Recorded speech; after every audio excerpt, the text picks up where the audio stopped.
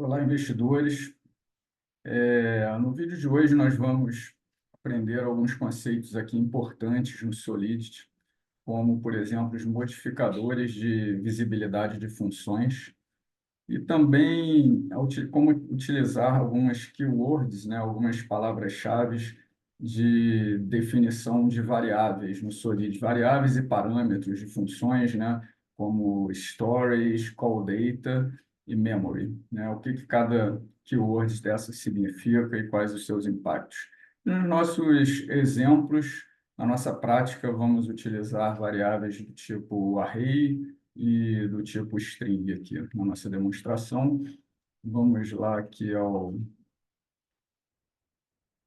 compartilhar aqui com vocês.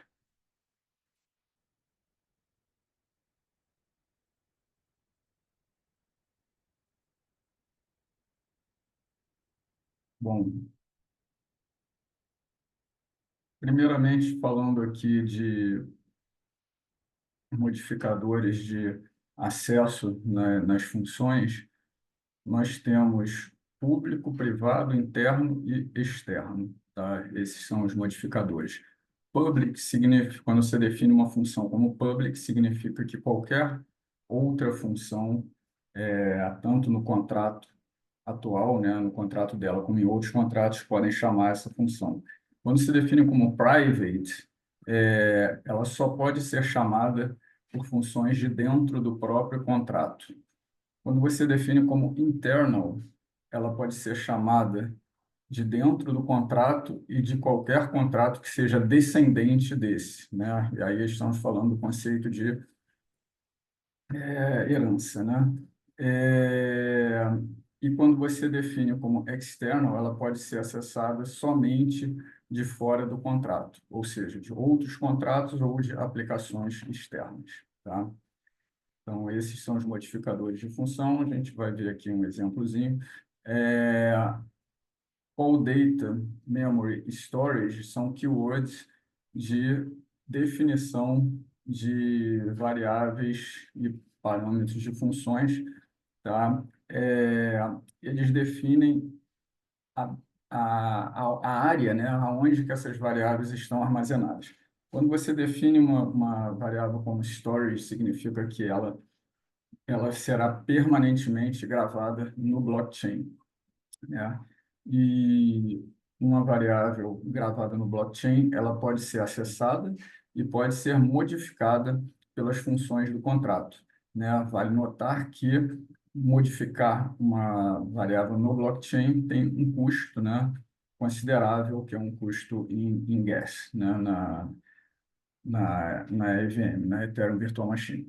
É, o, Quando você define uma variável como memory, ela é para um uso temporário, ela é não persistente, né? Ela não fica gravada no blockchain, e essa variável ela só está viva durante a execução daquela função. E definindo como call data, também é muito parecido com memory, tá? Ela também é não persistente, né?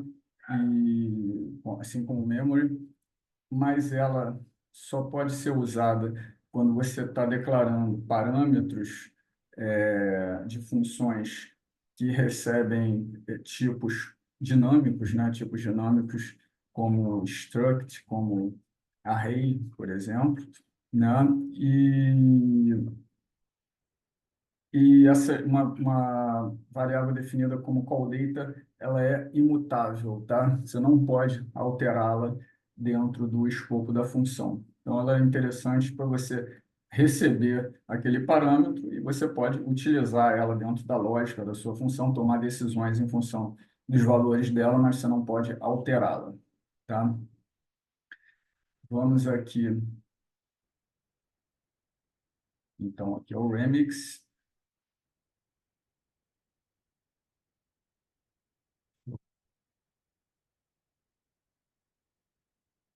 Tem aqui contratinho aqui de exemplo, tá? É um practice de arrays, tá? A gente tem feito esses contratinhos de prática, né? Já fizemos aqui vídeo de string, de número, agora estamos fazendo aqui o de array, e basicamente esse contrato, recapitulando algumas coisas, eu uso aqui o compilador de versão 0816, defino o meu contrato, estou criando aqui um array, que eu estou chamando ele de BC Array, de Blockchain Array, tá? Ele é público, é um array de int, de unsigned integer 256, e eu inicializo ele já aqui com alguns valores, tá? De 1 a 6. A gente já viu aqui que quando você cria uma variável, né, fora do escopo de uma função, né, uma variável aqui diretamente no nível contrato, essa variável ela se torna storage, ela fica armazenada no blockchain. E o compilador, ele automaticamente ele vai criar também uma função getter para ela. Então, você vai ter uma getter desse blockchain array. Tá? Diferentemente da função getter de um assigned integer, de uma variável mais simples, no caso de uma variável do tipo array, essa função getter ela vai te pedir um índice e ela só vai retornar o valor da posição que tiver o índice que você informou. Ela não te retorna o array inteiro. Então, nós vamos precisar criar uma função também que retorne o array inteiro. Tá? Como também fazemos nos outros vídeos tradicionalmente, nós já criamos aqui também a função setter, para eu poder alterar esse array se eu quiser. Tá? Então, eu estou passando como parâmetro para ele um novo array, tá? Também é um int 256, e atribuo o novo array ao blockchain array, que é o que está armazenado no blockchain. Tá? Dito isso, temos aqui duas funçõezinhas interessantes para mostrar o comportamento, tá?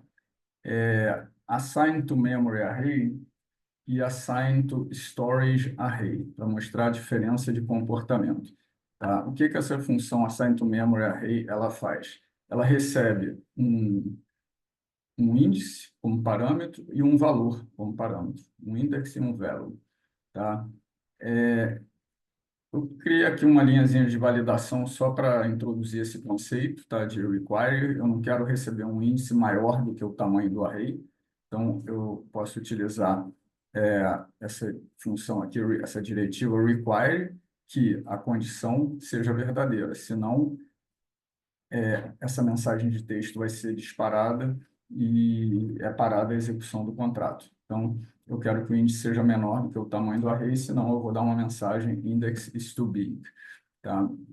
E aí eu crio uma variável interna, o int memory, em array, que recebe o meu blockchain array como parâmetro. E aí eu altero no in array, na posição recebida aqui como index, eu atribuo o valor recebido também como parâmetro e retorno esse valor aí dessa posição, tá? No assign to storage array, é muito parecido, tá? Eu também utilizo o require, né, para fazer a validação de que o índice passado como parâmetro não seja maior do que o tamanho do array. Só que agora o meu in array é definido como do tipo storage e eu atribuo o BC array para ele, e a seguir eu faço também a atribuição de valor numa posição index no in array. Qual é a diferença disso, pessoal? A diferença é a seguinte: nessa função aqui de cima, porque o nosso array interno ele é do tipo memory, o meu blockchain array ele não é afetado por esta alteração aqui, tá?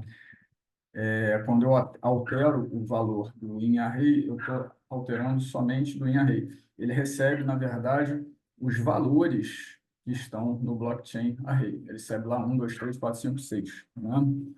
Que foi como a gente inicializou esse arrayzinho ali. Já na função aqui de baixo, do tipo storage, né, em que eu defino o in-array como storage, é criado um ponteiro do in-array para o blockchain array. Então, quando eu faço uma alteração aqui no in-array, eu de fato eu estou alterando o blockchain array, tá? Então, essa é a principal diferença entre elas, tá? E é uma diferença muito grande, porque aqui eu estou alterando no blockchain e estou gerando um custo. Dito isso, a gente falou da questão da função getter, então aqui eu fiz uma função list items que ela vai listar o array inteiro, tá? Na verdade, ela retorna o blockchain array, né? Ela retorna aqui um array do tipo o int256, que é ele, memory, e ela é uma função public view, porque ela só visualiza o conteúdo, mas não faz nenhuma alteração no conteúdo. O que mais que nós temos aqui? Temos um add item que faz um blockchain array.push, né? No, do, do item que você está querendo adicionar. Então, você pode adicionar um novo valor ao final do array, né? E um remove item que faz um blockchain array.pop, removendo o valor da última posição do array, tá? Então, repetindo, a gente só adiciona e remove itens da última posição do array, tá? Aqui o getLength, ele return o blockchain array.length. Essa função ela é public view, porque ela só visualiza o conteúdo do array. Você pode ver que essas aqui de cima não são view, porque elas de fato elas alteram o conteúdo do blockchain, né? São funções transacionais. E, bom, conforme eu falei, você só consegue alterar a última posição do array. E se eu quiser fazer alguma alteração no meio do array, Christian? Cara, assim, diferentemente de linguagens como JavaScript, por exemplo, você não tem recursos mais avançados de manipulação de array, de substituição de itens, de fazer ordenação, nada disso, tá, no Solidity. Então, é bem mais simples e assim, a explicação ela sempre recai na questão de custo, né? Porque conforme você tem lógicas muito elaboradas, você vai ter custos muito altos, assim, transacionais aí no blockchain. Então, se você quer remover um item do meio do array, tá? Essa funçãozinha aqui faz isso. O que que eu estou fazendo? Eu recebo um índice que eu quero remover. Então, suponhamos que eu quero remover a terceira posição. O que que eu vou fazer? Eu vou pegar a última posição do array, o valor da última posição do array, vou jogar nessa terceira posição e vou remover a última posição do array. Então, basicamente é isso. Então, eu crio aqui uma variável last item, que é o int256, que recebe a última posição do array, tá? Blockchain array na posição length -1. Faço um pop, removo a última posição do array e atribuo o last item na posição do índice que eu estou querendo excluir, tá? Então, aqui é uma forma de você remover do middle. Ah, tá, Cristian, mas aí você não vai ter o array ordenado. Não vai ter o array ordenado. Se você quiser ordenar o array, você vai precisar fazer um algoritmo de ordenação do array e isso normalmente vai ter um custo mais alto, tá? Bom, acho que aqui até esse ponto a gente já dá para fazer um testezinho. Vamos fazer aqui um deploy, tá?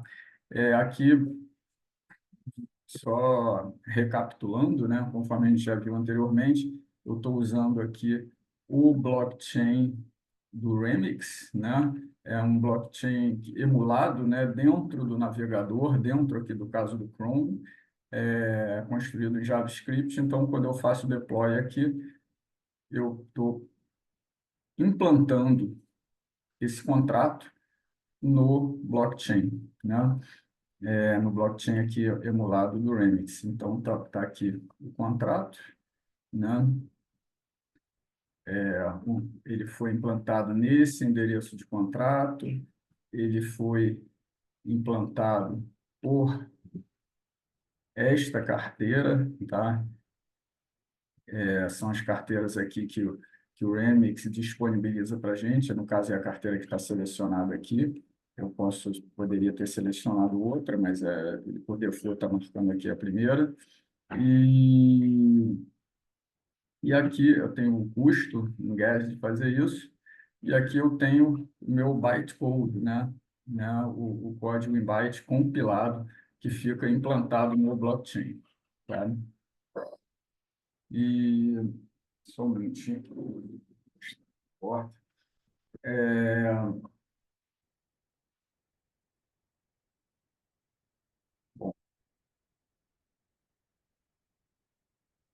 Bom, então vamos aqui, uma vez que você fez a implantação, o Remix ele nos disponibiliza aqui essa interfacezinha em que eu consigo interagir com as funções, né? As azuis são funções de call, né, de chamada que não afetam não são transacionais, não afetam o blockchain, e as laranjas são funções que efetivamente afetam o blockchain. Então, é, o BCArray é a nossa função getter, né?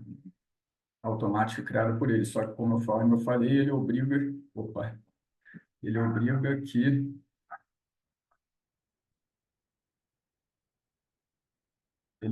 que você informe um índice. Então, por exemplo, no índice 3 ele tem o valor 4, né? Se eu clicar aqui no list items, o meu array é 1, 2, 3, 4, 5, 6. Então, na posição 3, né? 0, 1, 2, 3, o valor é 4, né? É isso. Então, e o meu array, ele tem 6 posições, né?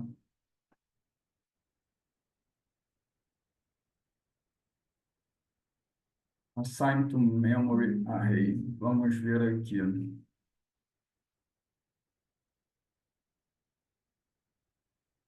Se eu quiser, na posição 3 atribuir o valor 15, 3 atribuir o valor 15, olha, atribuir o valor 15. Mas se eu chamar novamente um list items, vocês podem ver que ele não afetou o array do blockchain, que é o que ele retorna aqui, né, no retorno dessa função. Já se eu chamar aqui o assign to storage array, então na posição 3 eu atribuir o valor 15, vamos botar em outro diferente aqui, 16, e ele vai transacionar aqui. Ele marca que realmente foi uma transação que vai ter um custo em gas, né, aqui, e,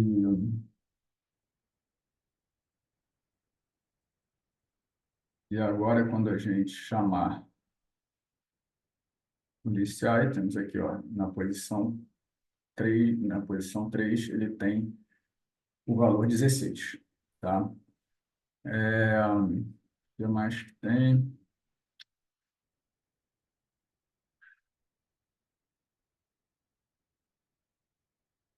Vamos botar aqui um add item, isso aqui é simples, né? Meio básico demais, mas add item, list items. Adicionei aqui uma posição 10, remove item, list items, remover o meu 10, e suponhamos agora que eu queira remover essa posição 3, tá? Que a gente substituiu por 16. Vamos fazer aquele remove from the middle. Remove from middle. Se eu quiser remover essa posição 3, o que que ele vai ter que fazer? Ele vai ter que pegar o 6, jogar aqui no lugar do 16 e excluir a última posição. Tá?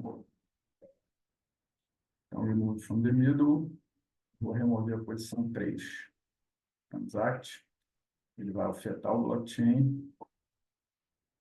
List items, está aqui. Na posição 3 agora tem o valor 6 e o meu array não tem mais 6 posições, ele tem 5. Beleza? Então, até aí, tudo tranquilo, não tem maiores problemas. E vamos ver aqui. Tem um tipo de função aqui também que foi introduzida a partir da versão 06 do compilador, que é a questão do slice, né? Você conseguir fazer um slice do array, né? Então, aqui um array recebendo como parâmetro um call data, você não pode alterá-lo, mas você pode retornar no retorno da função um pedaço do array. Então, begin e end, recebidos aqui como parâmetro, início e fim. Então, você pode retornar, por exemplo, da posição 0 até a posição 5, 0 a 3, enfim, se você quiser. E a gente tem aqui também mais um testezinho para entender a diferença de memory e call data, que é um teste muito básico, mas é o seguinte, aqui eu tenho uma variável recebida como parâmetro, tá? Esse exemplo string, definido como memory. E aqui é a mesma função, só que esse sample string é definido como call data, tá? Essas funções elas são public pure, porque elas não afetam o blockchain e retornam um string em memória, tá? É, o que que, o que que acontece aqui? Nessa primeira função, eu estou alterando meu exemplo string, tá? Meu exemplo string, ele recebe a concatenação dele mesmo com o valor alterado. E aí eu retorno example string. E no segundo exemplo, eu estou, na segunda função, no call data test, eu não posso fazer isso, tá? Vou mostrar aqui até para vocês. Se eu pegar essa linha, colocar aqui, ele berra, tá? Ele imediatamente aqui e diz que o string memory não é conversível para o tipo call data, né? O tipo string call data. Então, é isso. Eu não consigo alterar um parâmetro definido como call data. Esse tipo de parâmetro é bom, principalmente quando você recebe informações de outros contratos, né? Coisas que você recebe, você pode utilizar na lógica, né? Do tipo, você pode tomar decisões em função dos valores recebidos por um parâmetro call data, mas você não pode alterar esse parâmetro. Então, basicamente é isso. Vamos aqui. Então, se eu quiser agora, eu posso matar esse contrato e fazer um novo deploy, fazer aqui um novo deployzinho, e vamos testar só essas duas funçõezinhas aqui, memory test, call data test.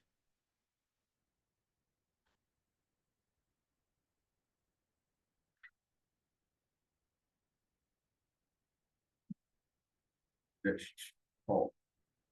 Então, no memory test, ele põe teste alterado, né? O que eu recebo como parâmetro, ele concatena com alterado e retorna essa variável. E aqui ele está efetivamente alterando o parâmetro recebido. Já no call data test,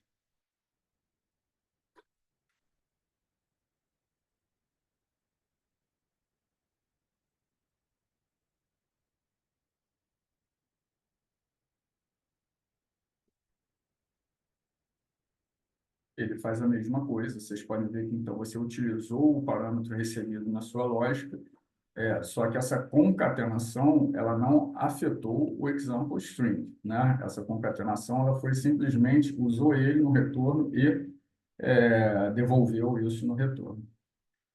Beleza?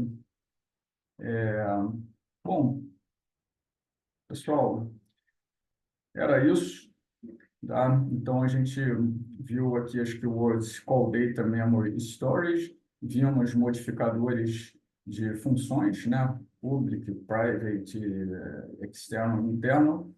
Trabalhamos aqui com arrays string, vemos assim mais uma vez restrições aí do Solidity, né? No uso aí dos tipos de variáveis e tal. E isso é uma coisa, enfim, corrente no Solidity, tá? É um fato inerente à programação de blockchain, esse tipo de restrição. E é isso, pessoal. Espero que vocês tenham gostado. E eu vou deixar também aí o, o endereço do nosso grupo, tá? Do grupo de WhatsApp. Se vocês quiserem se inscrever, é legal. A gente está sempre passando informações aí sobre vídeos de programação, vídeos de tecnologia, e também nossas análises de mercado, numa base regular, enfim, algumas vezes por semana, e que nós estamos entendendo aí do que está acontecendo no mercado cripto, beleza? Abraços.